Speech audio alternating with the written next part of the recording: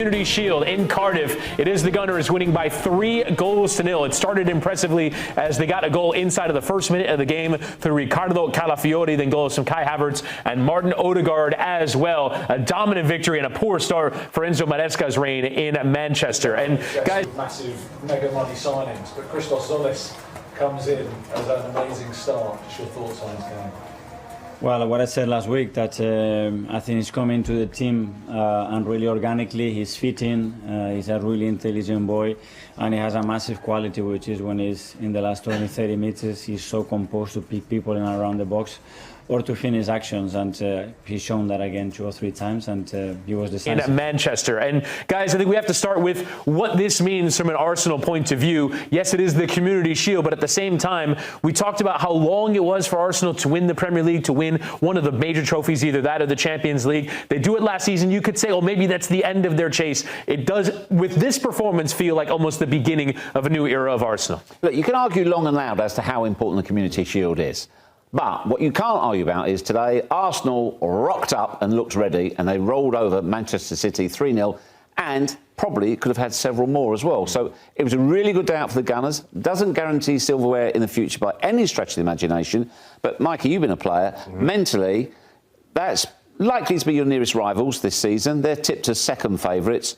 To put in a performance like that on today certainly does you no harm whatsoever. Gives you a little bit of feel-good factor. Yeah, look, as a player, especially for a player on the Arsenal side of things, it just gives you that much more of a psychological edge. Remember, there was so much made about how many Arsenal players were going to be at the World Cup and the loss of William Saliba. This Arsenal side, they looked scary good today, Jeff. The sharpness that they had, the depth that they had.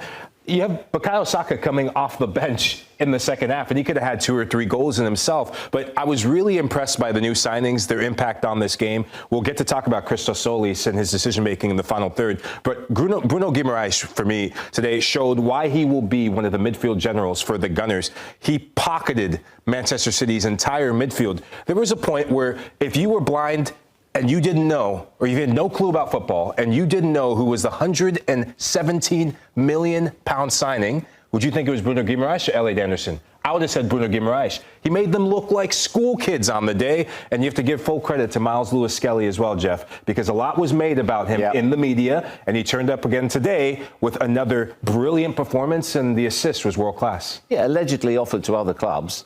But with that performance today, that pass within the first 26 seconds of the game, absolutely superb. So, look, best way to change your coach's mind about letting you go is to play well and to lay on a goal as well. But the way they're set up, I thought, was interesting. Those two alongside each other with Ødegaard slightly ahead. You've got Zubimendi and Rice as well. So that central midfield for Arsenal looks rock solid. But as you mentioned, it was the other signing that made a lot of the headlines. Yeah, we'll get to him in a moment, but you also talked about the idea of what the Community Shield actually means. We actually have what the winners of the Community Shield have gone on to do in the Premier League, and none of them have won it, going all the way back to 2019. You've burst my bubble. Yes, massive Arsenal fan over here. One of the second-place finishes after winning the Community Shield in 2023, and in 2021, it went on to finish 8th. So, yeah, this is not necessarily a competition that portends. That being said, though, guys, this is still Arsenal as favourites to win the Premier League this season, and they only further cement their status with what they did to City today. Yeah, it already looks like there's quite some distance. I know that we still have Premier League matches to come, but just from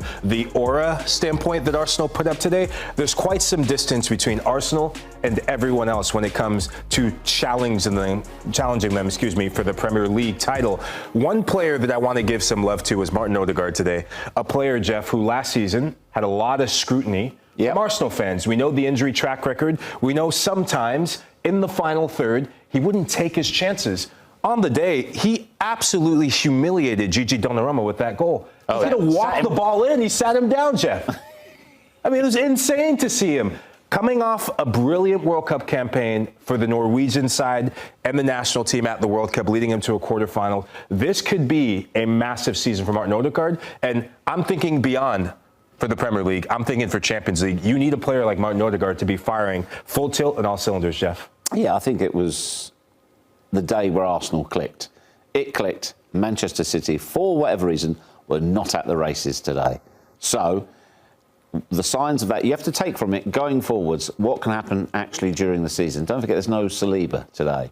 There's no Jurriën Timber either. So this is not Arsenal at full strength by any stretch of the imagination. So those players have to come back in. But equally, you're easing your way into the season. It's all about context, this game. It was a good run out. It's more than a friendly. But equally, they won't regard this as a major trophy, not by any stretch of the imagination. As for Christos Solis, who we've mentioned a couple times, a pair of assists, when you get new signings in, you want to see them hit the ground running early. They can feel that sense of comfort. It was kind of suggested when he was brought in, he was almost like a Trossard replacement. He was going to play some, but maybe not all the time. But performances like this, he might lock down that position down that left wing. He's the assist king, isn't he? Yeah, he is. His previous club, 29 assists in 52 games. Those stats are sensational. He's got a great delivery on corners as well. I think he looks like a really good signing, an exciting signing. And I agree with you as well. He's come in under the radar. Yeah, I think he brings a lot of balance to Arsenal's team as a whole. Last season, the last couple seasons, the jury was out on Arsenal minus set pieces, but when they were in full flowing football, if you could shut down their right-hand side, you see how they build up. Martin Ødegaard shifts to the right-hand side. Bukayo Saka on that right wing. When Jurriën Timber is healthy, on that right wing. Ben White and Bukayo Saka have that chemistry. Now you're seeing a player who's a different profile, in my opinion, than Leandro Trossard. Leandro Trossard, more a goal scorer who wants to get it on the left and go straight at you, shift it to his right, maybe pick the bottom corner or top corner out. Watching Christos Solis, when he gets in, it's very similar where he wants to cut inside, but it's the decision making and he wants to pick the pass. The goal he had, Jeff, where he picks out Martin Ødegaard, that is just sharpshooter sort of mentality of he puts it right through the lines, right through thread of the needle sort of stuff, and it leads to an exceptional goal from Ødegaard. I mean, let's not forget, Trossard more than contributed last season. Yeah. He's quite a big loss for Arsenal. So had they brought somebody in who doesn't look like they can at least replace the same level as him, it's a retrograde step. But he's made an excellent start, an absolutely excellent start. He looks dynamic to me as well. I think he's got more pace than Trossard. And also, as we said, it's not just his eye for the pass, but it's his actual delivery. I think set pieces he could be dangerous too.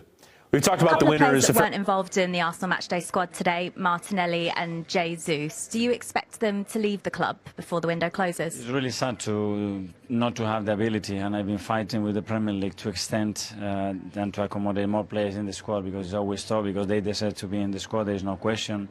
Ethan as well, Marley as well, that has been the whole preseason with us. So hopefully we can change that rule and players can enjoy on the pitch and being an option to play and contribute to the team as much as possible. So you still expect them to be part of Arsenal going forward? Yes, they are all very important for us.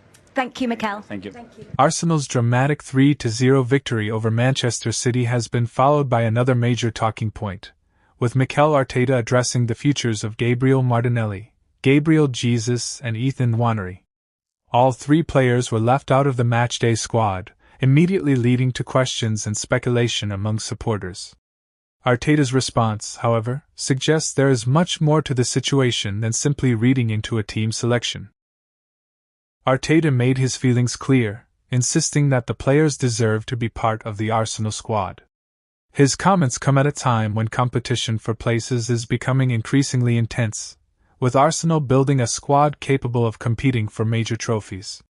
The manager's message could therefore be important for fans who were beginning to worry that some of the players might be heading towards the exit.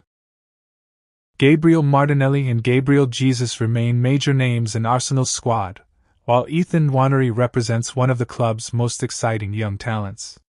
Their absence from the matchday squad naturally created speculation, especially after Arsenal's impressive performance against Manchester City.